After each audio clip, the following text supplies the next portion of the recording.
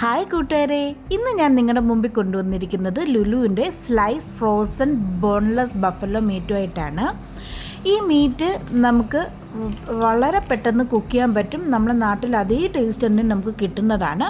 So ഞാൻ അതിനെ cut ചെയ്ത് ക്ലീൻ ചെയ്ത് വെച്ചേക്കുന്നതാണ് കാണുന്നത്.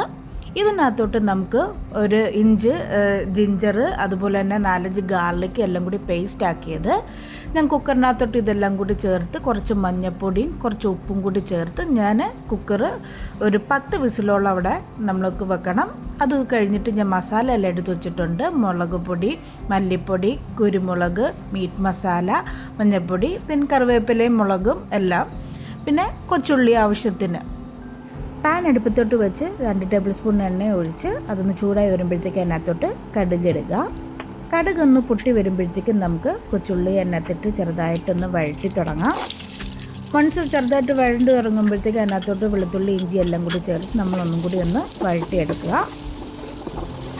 രണ്ടും നല്ല ലൈറ്റ് ബ്രൗൺ കളറായിട്ട് വരുമ്പോഴത്തേക്ക് അതിനകത്തോട്ട് മുളക്, പിന്നെ തക്കാളി ഇടുക.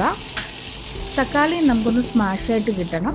അപ്പോൾ അതിന് വേണ്ടിയിട്ട് അടച്ച് വെച്ച് ഒരു 5 മിനിറ്റ് അതിനകത്ത് വെക്കുക. അപ്പോഴത്തേക്കും തക്കാളി സ്മാഷായിട്ട് വരും. വൺസ് ഇതാകുമ്പോഴത്തേക്കും ഇതിനകത്തോട്ട് കറിവേപ്പില ഇട്ട് ബാക്കി മസാലകളെല്ലാം കൂടി നമ്മൾ എടുത്ത് വെച്ചേക്കുന്നത് ഇട്ട് ഒന്ന് വഴറ്റിയെടുക്കുക. വൺസ് ഇതിൻ്റെ പച്ചമണം എല്ലാം മാറി വരുമ്പോഴത്തേക്കും നമ്മൾ റെഡിയാക്കി വെച്ചിരിക്കുന്ന ബീഫിൻ്റെ സ്റ്റോക്കും കൂടി അതിനകത്തോട്ട് ഒഴിച്ച് നമ്മൾ തിളപ്പിച്ചെടുക്കണം. പയ്യന് ലോ ഫ്ലെയിമിൽ ഇട്ടിരുന്നാൽ മതി, എന്നാലേ മസാല ഉപ്പെല്ലാം അതിനകത്ത് കറക്റ്റായിട്ട് പിടിക്കത്തുള്ളൂ. എന്നിട്ട് അടച്ചു വെച്ച് നമുക്ക് കുറച്ച് നേരം വേവിക്കാം.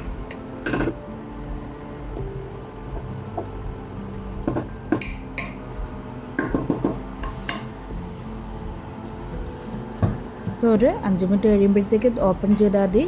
നമുക്ക് ബീഫ് റെഡിയാണ്. Hope you like enjoy the video. Like, share, comment and subscribe. By.